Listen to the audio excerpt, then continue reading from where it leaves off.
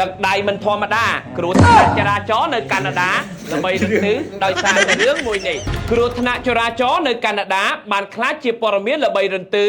ក្រោយពីម៉ូតូធំបានហោះទៅជាប់ភ្លើងចរាចរណ៍ដែលស្ទឹងតែមិនគួរឲ្យជឿនឹងភ្នែករូបភាពគ្រោះថ្នាក់ចរាចរណ៍ដ៏កម្រមួយនៅប្រទេសកាណាដា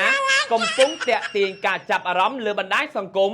បន្ទាប់ពីម៉ូតូធំមួយគ្រឿងបានហោះទៅជាប់លើដងភ្លើងចរាចរណ៍ក្រោយបុកគ្នាជាមួយរថយន្តនៅចំណុចប្រសពបំបែកជា4ហេតុការណ៍នេះបានកើតឡើងនៅទីក្រុង Delta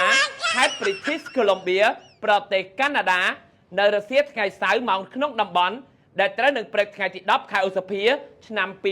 2026ម៉ោងនៅកម្ពុជាតាមការបញ្ជាក់ពីប៉ូលីសទីក្រុង Delta អ្នកបើកម៉ូតូខាងលើបានរងរបួសធ្ងន់ប៉ុន្តែមិនស្ថិតក្នុងស្ថានភាពគំរាមកំហែងដល់ជីវិតនោះទេក្រោយពីត្រូវបានបញ្ជូនទៅសង្គ្រោះនៅមន្ទីរពេទ្យទាន់ពេលប្រព័ន្ធផ្សព្វផ្សាយមួយចំនួននៅកាណាដាបានរាយការណ៍ថាប៉ូលីសកំពុងពិនិត្យថាល្បឿនអាចជាកត្តារួមនៅក្នុងហេតុការណ៍នេះព័ត៌មានអំពីម៉ាករថយន្តនិងម៉ូតូក៏នៅមិនទាន់មានការបញ្ជាក់ផ្លូវការពេញលេញនោះដែរប៉ុន្តែហេតុការណ៍មួយនេះបានក្លាយជាប្រធានបទក្តៅគគុកលើបណ្ដាញសង្គមដោយសារតែរូបភាពកម្រនៃម៉ូតូដែលព្យួរជាប់នៅលើដងភ្លើងស្តុបចរាចរណ៍ទោះជាយ៉ាងណាអាជ្ញាធរកាណាដា